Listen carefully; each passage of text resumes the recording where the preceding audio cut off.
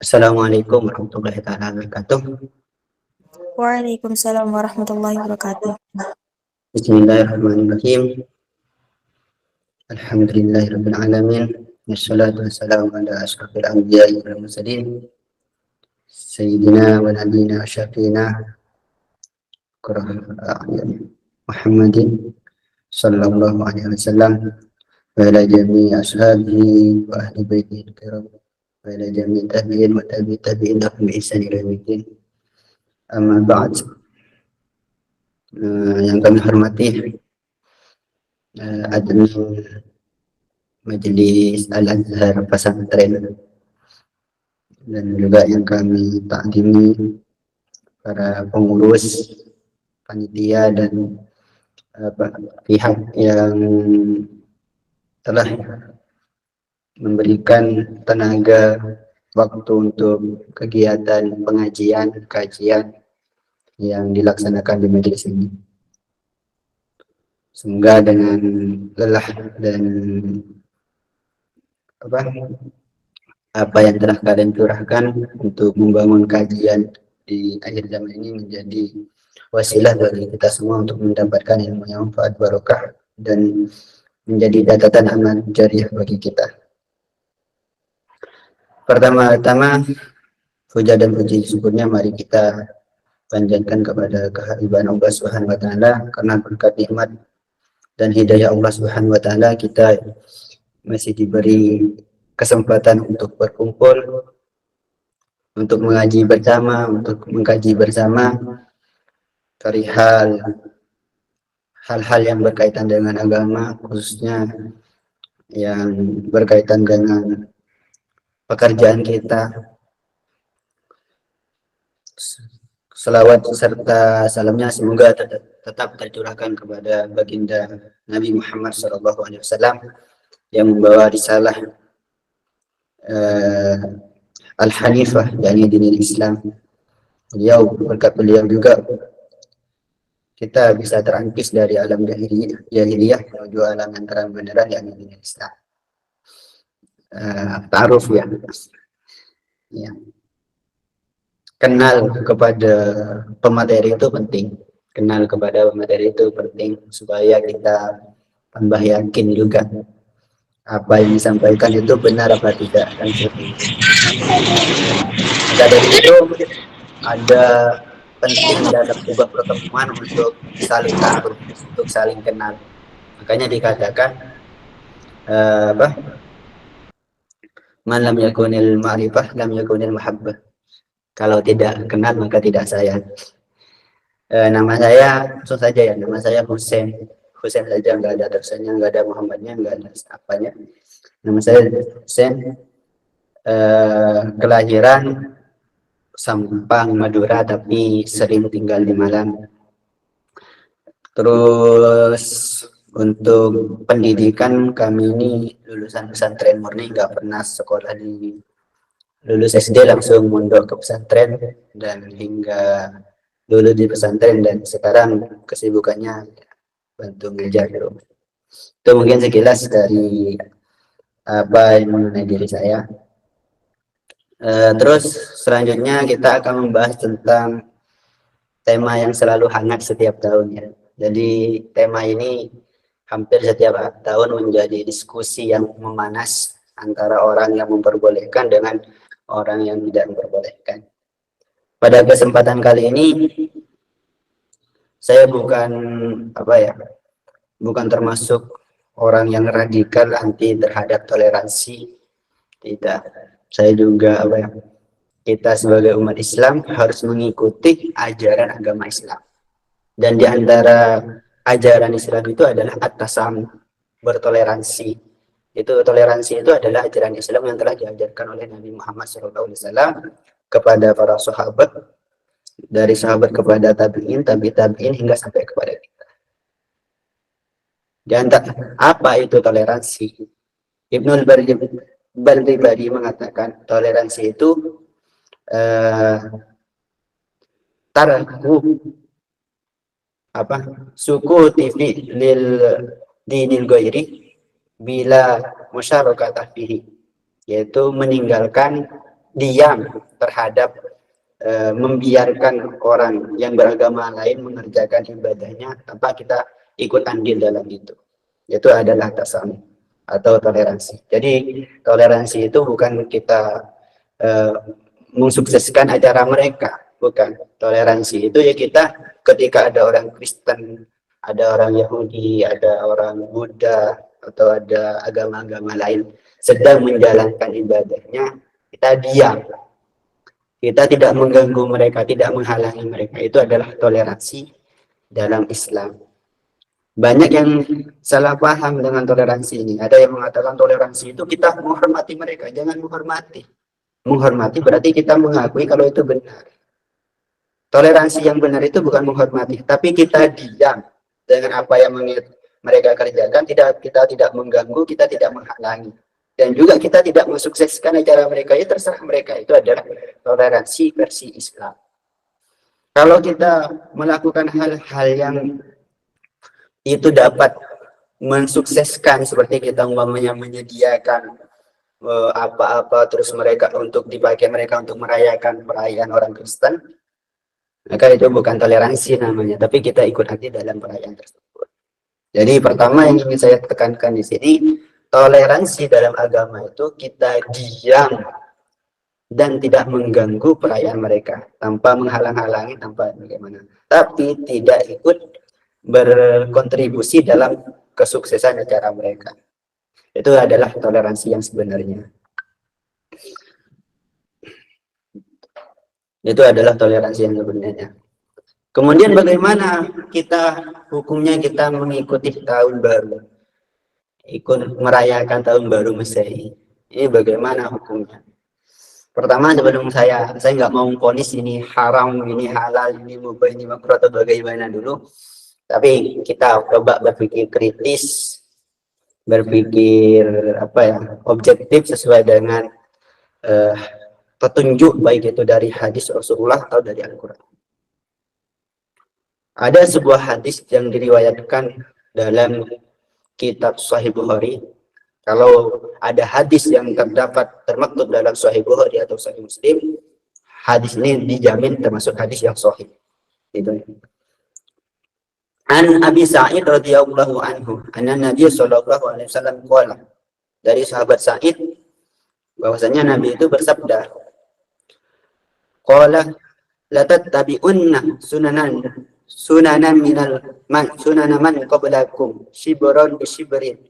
Kata Rasulullah, kelak kalian akan mengikuti jejak langkah orang kafir, jejak langkah orang kaum-kaum sebelum kalian, sejengkal demi sejengkal, wadira'an wadira'in, sahasta demi sahasta, hatta law salaku juhradabin la salaktumuhu.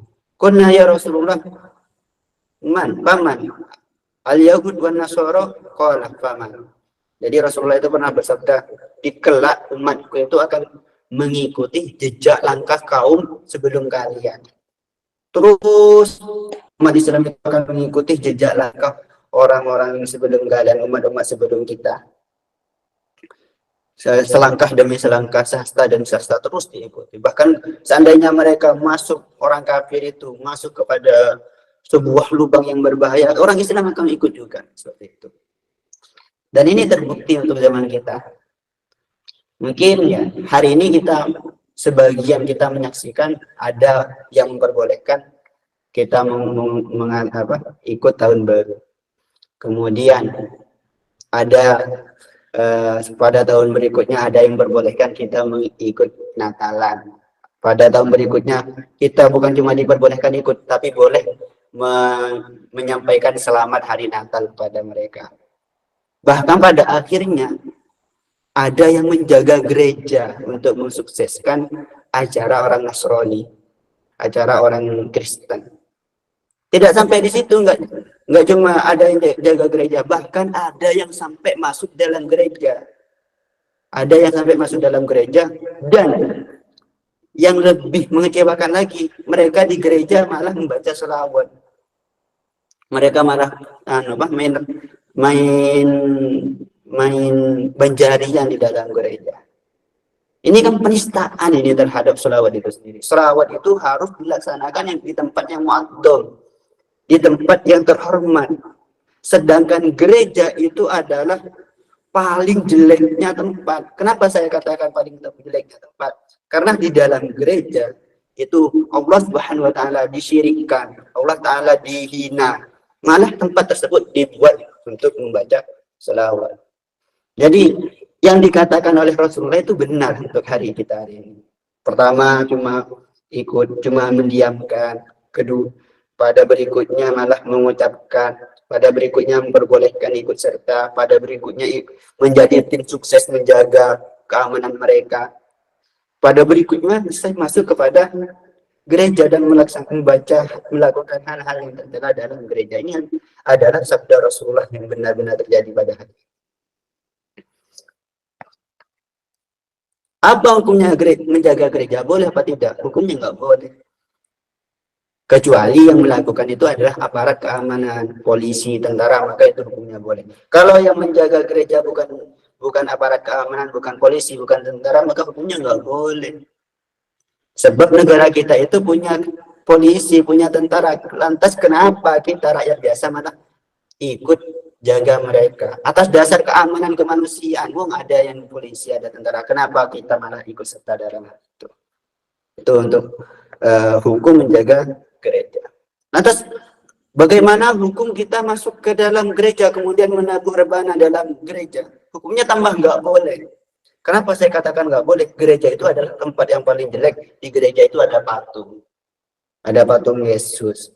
Bagaimana hukumnya kita tinggal berdiam di gereja dalam keadaan seperti itu? Dan di gereja itu terdapat banyak kemaksiatan. Dalam fikih dikatakan ketika kita ada di tempat kemaksiatan, maka kita mempunyai dua kewajiban. Kewajiban pertama, kita hilangkan kemaksiatan itu. Izalul munkar, kita hilangkan kemaksiatan itu. Kalau kita nggak mampu untuk menghilangkan kemaksiatan itu, ada kewajiban kedua. Apa kewajiban kedua? Kita tinggalkan tempat itu. Itu adalah hukum dalam fikih. Bukan malah masuk ke sana kemudian ikut memeriahkan acara. Ya.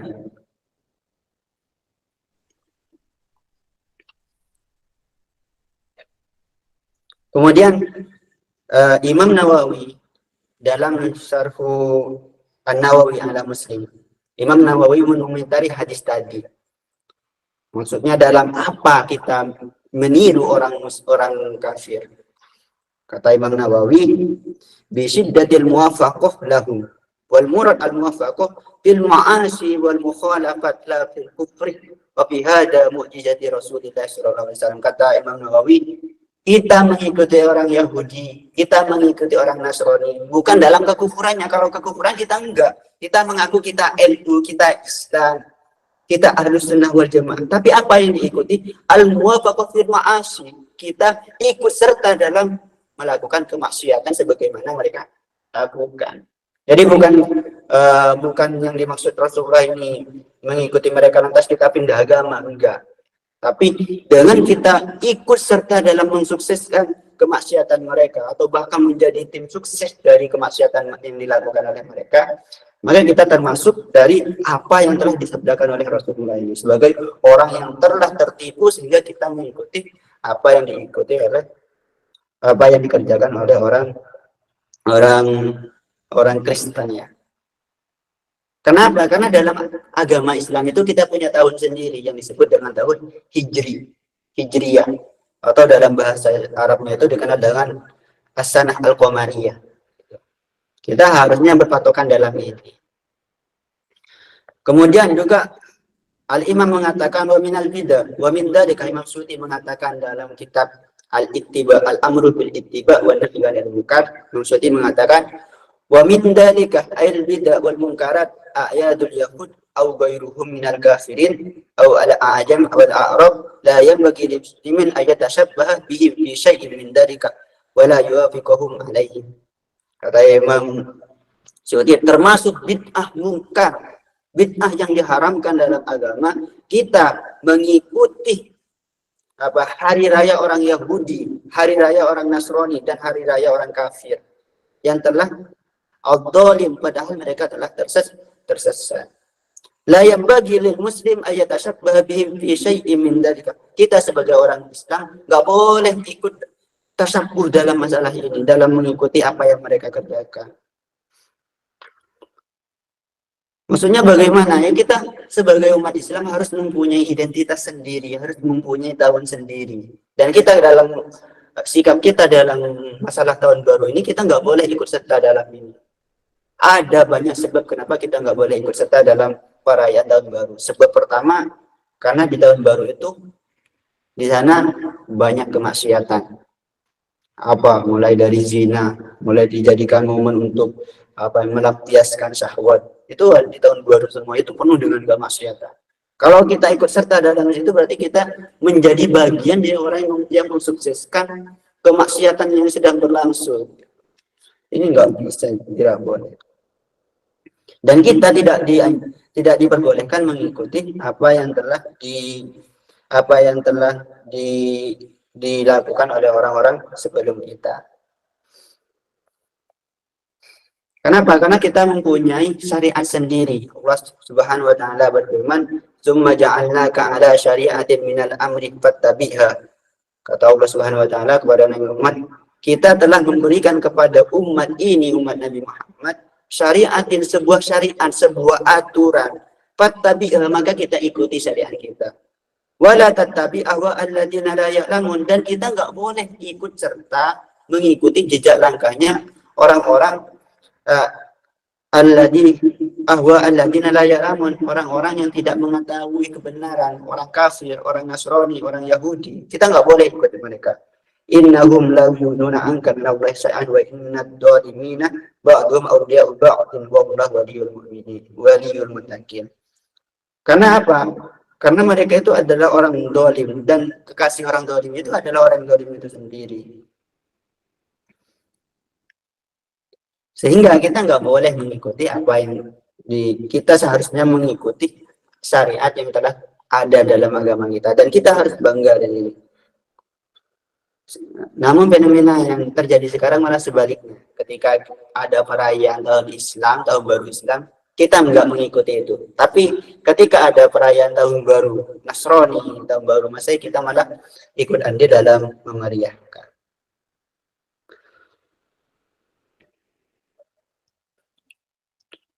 Kemudian Allah Ta'ala juga berfirman, wala ini taba'tah ahwa'akum min ba'di ma ja'aka minal ilmi innaka idzan laminadh dhalimin. Allah Ta'ala berfirman kepada Nabi Muhammad, wahai Nabi Muhammad, kalau kamu mengikuti syahwat, kamu mengikuti apa-apa yang telah dilakukan oleh orang Nasrani, apa-apa yang dilakukan oleh orang Yahudi, innaka minadh dhalimin, maka Nabi Muhammad itu termasuk orang yang dhalim, termasuk orang yang dhalimin, termasuk orang yang dhalim. Nabi Muhammad saja oleh Allah Ta'ala, kalau Anda Muhammad mengikuti apa yang dikerjakan oleh orang Yahudi, mengikuti apa yang dikerjakan oleh orang Nasrani, maka kamu termasuk orang yang zalim. Nabi Muhammad saja dikatakan oleh Allah Ta'ala sebagai orang zalim kalau mengikuti mereka. Apalagi bagaimana dengan kita?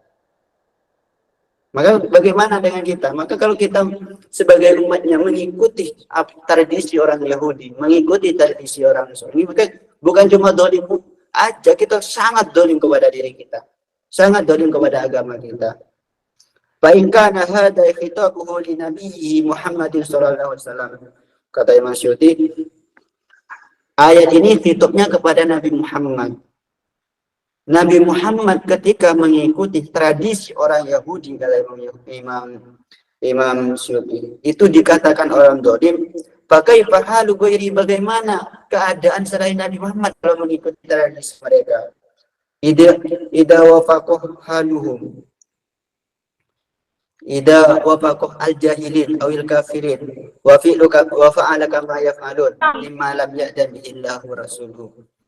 Bagaimana dengan orang-orang selain Nabi Muhammad yang telah mengikuti tradisi orang Yahudi, yang telah mengikuti tradisi orang kafir? Ini bisa dikatakan lebih dolim lagi daripada apa yang dinobatkan kepada Nabi Muhammad.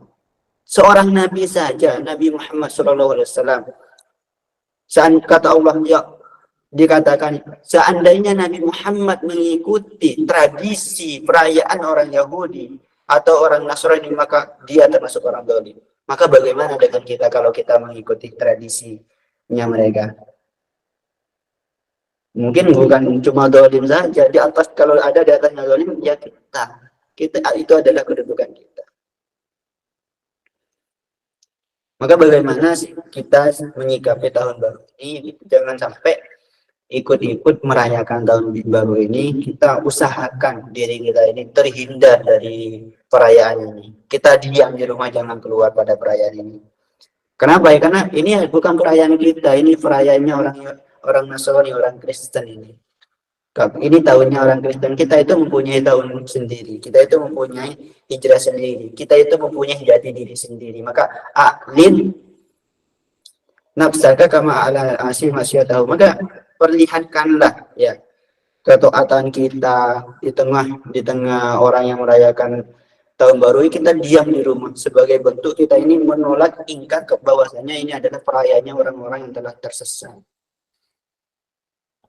Dari awal ketika selesai setiap sholat, setiap hari kita selalu meminta kepada Allah Subhanahu wa taala agar diselamatkan dari orang Yahudi, dari fitnahnya orang Nasrani, orang Kristen.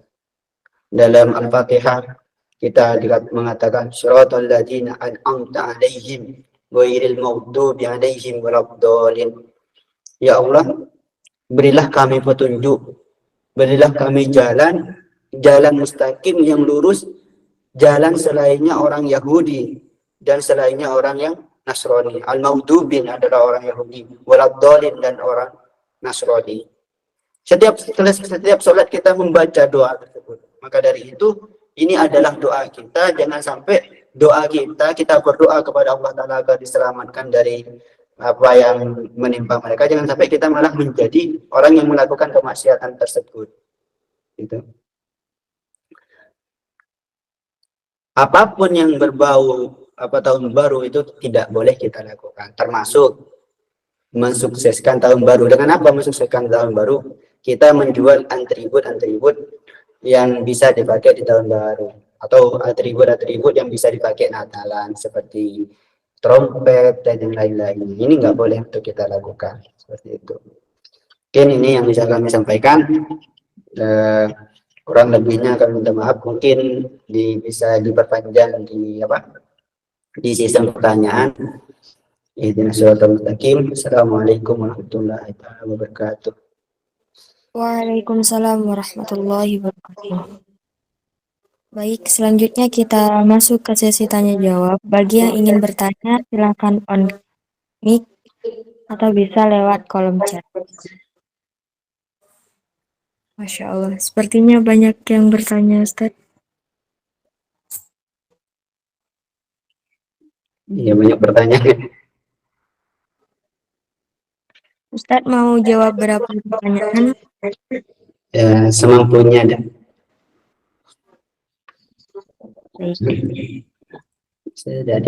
Izinkan anak untuk membacakan ya, Ustaz. Dari Ukti Tika Maulana. Assalamualaikum warahmatullahi wabarakatuh. Izin bertanya. Waalaikumsalam warahmatullahi wabarakatuh. Bagaimana mengingatkan keluarga kita perihal tahun baru ini yang merayakan dengan membuat acara di rumah, terus kita yang sudah tahu kalau itu haram tapi ikut makan karena acaranya di rumah sendiri, sebab keluarga yang lain tidak mendengarkan kita. Dia berpikir dengan logikanya saja, sehingga katanya ini hanya acara makan-makan saja. Mohon penjelasannya, Ustaz. Inti dari pertanyaannya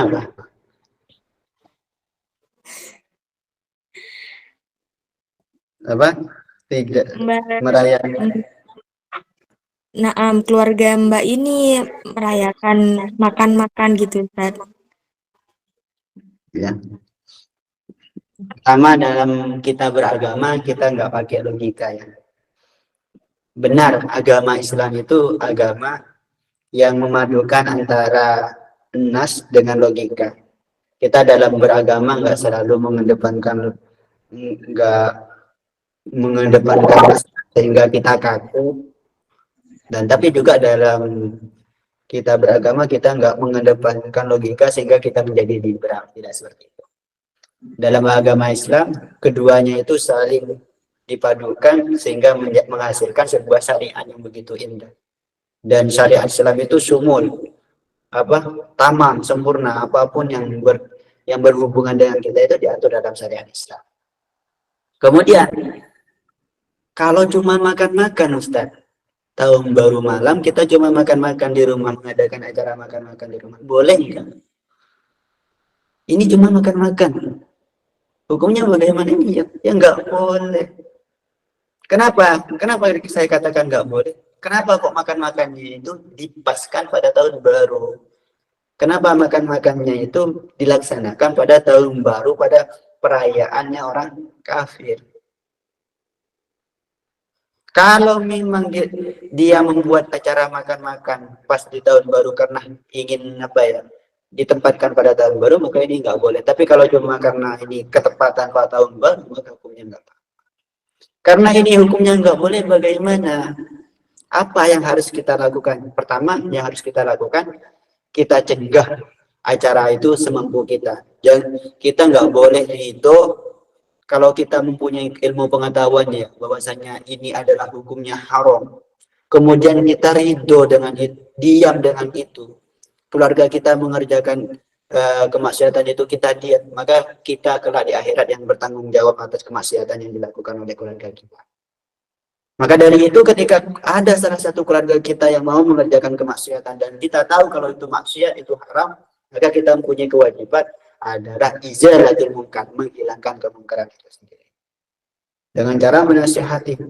Sekarang kalau memang mereka sudah nggak bisa dinasihati, kita sudah memberikan penjelasan yang begitu jelas, namun mereka acut tak acut dengan penjelasan yang kita berikan, maka kewajiban kita itu sudah tidak ada. Di akhirat kita nggak akan dituntut. Tapi kita mempunyai konsep yang kedua. Apa konsep yang kedua? Kita tinggalkan tempat tersebut. Cara meninggalkan tempat tersebut dengan cara yang sehalus mungkin, sekiranya tidak menyakiti hati mereka. Kalau bisa ya kita meninggalkan tempat tersebut karena memang kita meyakini itu perkara haram.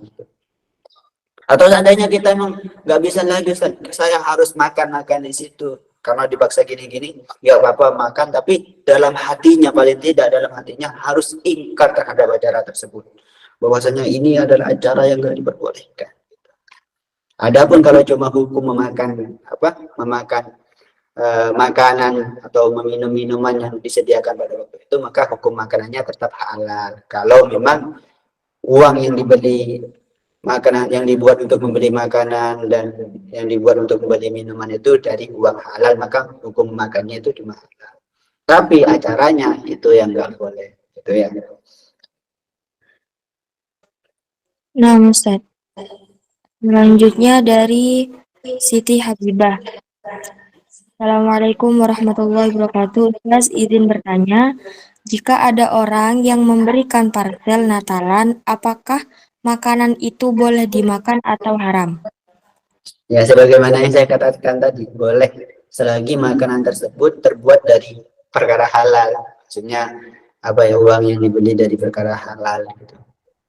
Tapi ya gini, yang masalah itu pada acaranya, hukum dalam rangka apa ini gitu loh. Ini yang dipermasalahkan. Yang penting itu dari perkara halal, ya kita nggak menghukumi makanannya itu berstatus haram, enggak. Tetap hukumnya itu tetap halal. Nah, selanjutnya dari Ukti Eni Lidiana. Assalamualaikum warahmatullahi wabarakatuh. Ustaz, izinkan Ana bertanya, apa yang harus kita lakukan pada saat tahun baru Masehi, sedangkan kita umat Islam tidak boleh ikut serta merayakannya? Apa yang harus kita lakukan? Lakukan hal positif kalau tidak bisa tidur.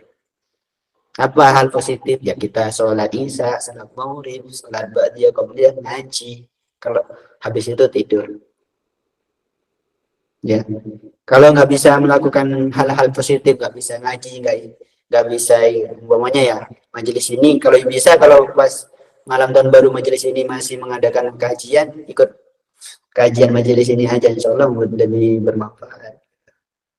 Kalau apa yang yang harus kita lakukan, yang penting ya kita nggak merayakan itu, kita nggak ikut andil dalam perayaan itu. Kemudian apa yang harus kita lakukan, lakukanlah hal yang positif apapun itu. Kalau nggak bisa melakukan hal yang positif, tidur. Karena gini, di akhir zaman itu dalam sebuah kalam ulama banyak mengatakan di akhir zaman tidur itu adalah ibadah. Ya, kenapa? Karena kita ketika buka HP sudah isinya maksiat. Makanya dikatakan tidur itu untuk akhir zaman nanti adalah ibadah terbaik. Ya, saya mengatakan gini bukan saya motivasi kalian untuk tidur, enggak.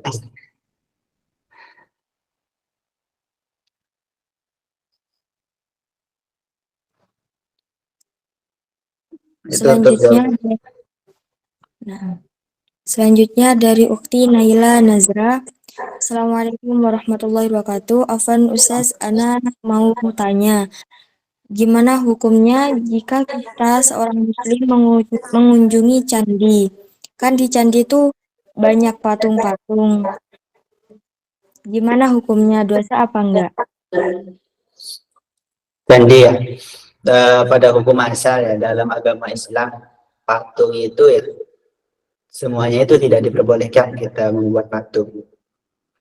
Apalagi patung kayak candi yang sempurna, ada tubuhnya, sampai bisa ada bayangannya, itu nggak diperbolehkan. Dalam agama Islam ya seperti itu. Pada hukum asalnya seperti itu.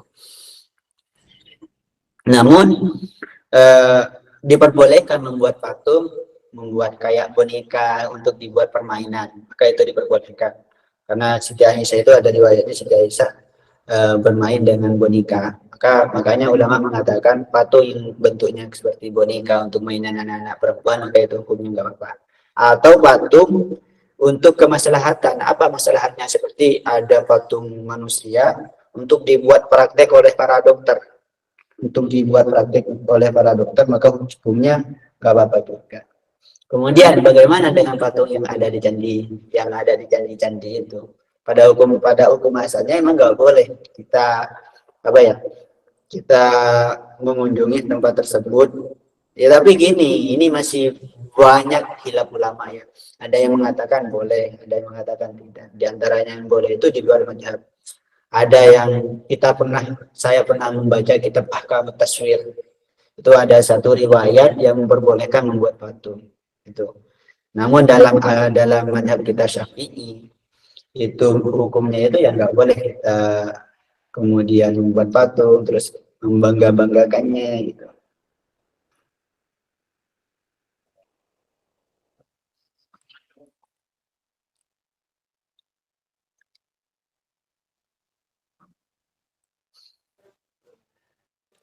Selanjutnya dari Ukti Karyani. Afan Ustaz, Ana kerja sama orang non-muslim. Apabila ada hari Natal ataupun Tahun Baru, Ana terpaksa harus membantu mereka menyiapkan dan memeriahkan acaranya. Apakah Ana termasuk orang yang zalim?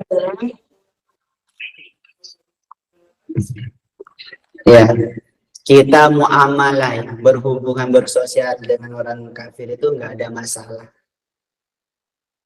Tapi dalam masalah umur dunia, dalam masalah urusan-urusan duniawi yang sifatnya itu duniawi, seperti kita kerjasama dengan mereka dalam masalah perdagangan, seperti kita kerja kepada mereka, seperti kita apapun itu yang masa hubungannya duniawi, kita nggak ada masalah.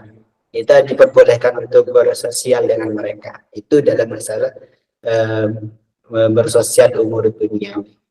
Tapi kalau ini kaitannya sudah masalah kepada ad-dini, masalah ad-dini, ya masalah yang hubungannya terhadap agama, atau masalah ad-ukhrawiyah yang hubungannya langsung dengan syariat, kita di situ dicegah untuk ikut campur dalam masalah mereka.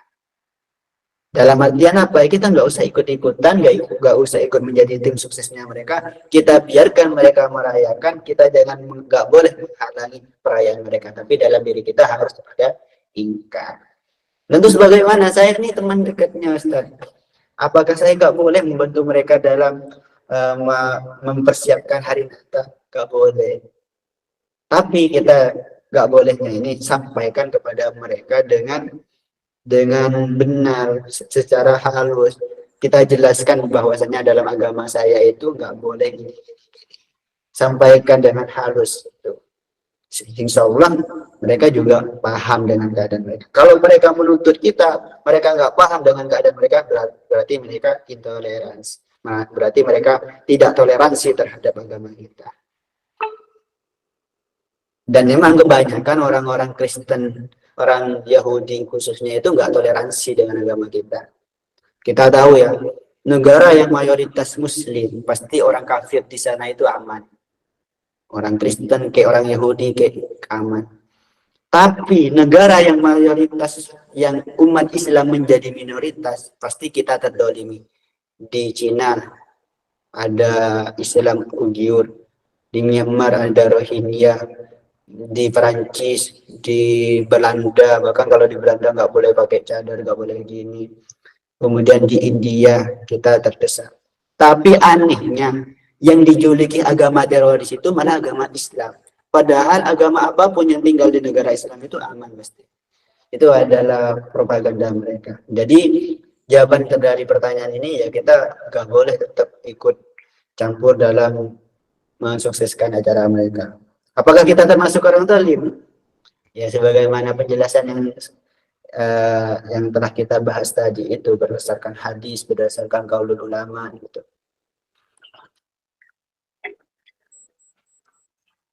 Selanjutnya dari Ukti Siti Karitma.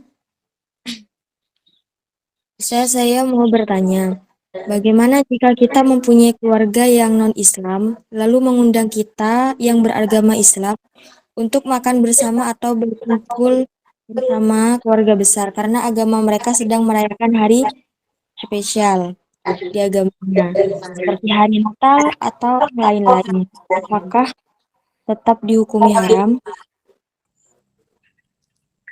Ini kalau aneh ya, memang sulit banget kalau hubungannya ini kepada keluargaan. Kalau kita nggak ikut nanti bagaimana dianggap memutus keakraban keluarga kan gitu. Ya kita hadir sebentar, jangan lama-lama hadir kemudian kita tinggalkan itu. Karena emang ini sangat sulit gitu. Tapi kita hadir bukan sebagai bentuk untuk merayakan hari raya mereka, tapi kita hadir untuk memenuhi undangan, setelah itu kita pergi. Tinggalkan itu. Itu adalah solusi terakhir sudah. Kalau memang tidak hadir itu tidak bisa. Kalau memang untuk tidak hadir masih bisa dengan alasan kerja atau ada alasan gini-gini dan yang lainnya, maka lebih baik lakukan itu. Tapi kalau sudah nggak ada cara lagi selain itu ya seperti yang saya katakan tadi. Itu adalah solusi terakhir lah ke jalan keluarnya. Kalau memang nggak bisa lagi. Masih banyak pertanyaannya. Nah, Ustadz, mungkin ini yang terakhir. Oke. Yang lain boleh di grup aja. Dari Ukti Komala, Ustadz, Ana izin bertanya, ketika kita makan bareng sekeluarga atau bareng teman di malam tahun baru, tapi kita niatnya bukan merayakan malam tahun baru, tapi niat kita makan bareng. Apakah itu boleh, Ustadz? Kenapa dipaskan pada malam baru itu loh? Kebanyakan ya kita sebagai hilah saja, untuk menghindari hukum saja sehingga kita ini enggak kok saya datang ini bukan atas nama tahun baru. Kebanyakan itu sebagai untuk menghindari haram saja, ini sebagai hilah kalau dalam fikih. Nggak ada esensi kebenarannya ya, tetap kita makan-makan pada waktu itu ya karena pada waktu itu tahun baru sehingga kita mengadakan makan-makan bersama gitu. Bagaimana contohnya? Ya Masya Allah ya kayak tadi itu kan.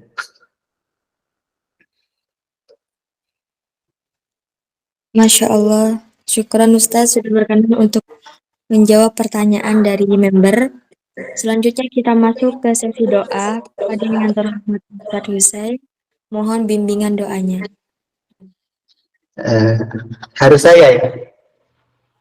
Naam Ustadz. Terakhir ya, sebelum saya doa, saya minta maaf kepada teman-teman apabila ada apa yang saya sampaikan ada kesalahannya, baik secara akwal, secara perkataan ataupun perbuatan, kami minta maaf sebesar-besarnya. Dan saya sampaikan terima kasih kepada admin serta pengurus majelis ini yang telah memberikan kesempatan bagi saya untuk belajar bersama bareng kalian. Dan terakhir, kalau ada dari apa yang saya sampaikan keliru atau salah, umpamanya kalian kemudian habis ini belajar kemudian kok apa yang saya sampaikan kok nggak benar, itu jangan kalian malu untuk mengingatkan, sampaikan kepada admin supaya mereka bisa menyampaikan kepada saya, dan jangan ragu untuk menyalahkan apa yang saya katakan. Kalau salah kalau benar dari siapapun itu. Kemudian juga apabila saya tadi terlalu kayaknya radikal dari tadi, haram terusnya, saya di sini cuma mau ingin menyampaikan bahwasanya kita itu punya jati diri sendiri, kita itu punya syariah sendiri, kita itu punya tradisi sendiri. Jangan kita hiraukan ini bentuk toleransi. Kalau menurut saya bukan toleransi, telur asin. Jangan hiraukan. Kalau untuk umpamanya ada orang Kristen yang ikut merayakan hari raya mereka, ya nggak apa-apa, terserah mereka. Tapi kita umat Islam tetap tidak boleh itu yang mengikuti hari raya mereka. Karena ini adalah berbicara tentang hukum, bukan berbicara tentang selera. Kalau selera, meskipun saya ingin juga merayakan tahun baru ini, ingin juga senang-senang di jalan-jalan sama teman-teman. Tapi kita sekarang ini adalah berbicara tentang hukum. Jadi maaf kalau umpamanya semuanya haram, prosesnya haram. Kayak radikal aja baru datang masuk radikal. Selanjutnya doa, kita berdoa bersama. Bismillahirrahmanirrahim. Alhamdulillahirrahmanirrahim. Allahumma shalli ala sayyidina Muhammad sallallahu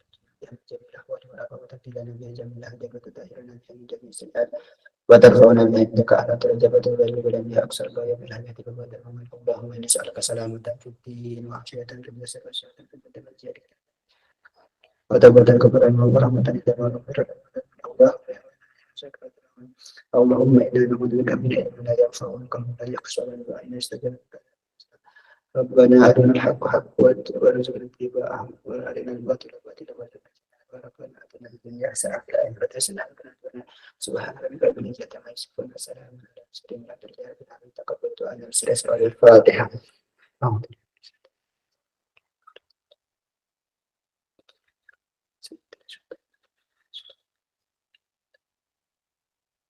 Ya sudah, semoga jadi manfaat barokah yang bagi kita semua. Amin. Tibalah di penghujung acara, kami petugas pengajian pada malam hari ini mengucapkan mohon maaf apabila ada tutur kata yang tidak pas, kalimat yang tidak bermanfaat, atau ucapan yang kurang berkenan di para hati hadirin yang kami hormati. Marilah kita tutup acara pada malam hari ini dengan bacaan adalah bersama-sama. Alhamdulillahirrabbilalamin. Wabillahi taufiq wal hidayah. Wassalamualaikum warahmatullahi wabarakatuh.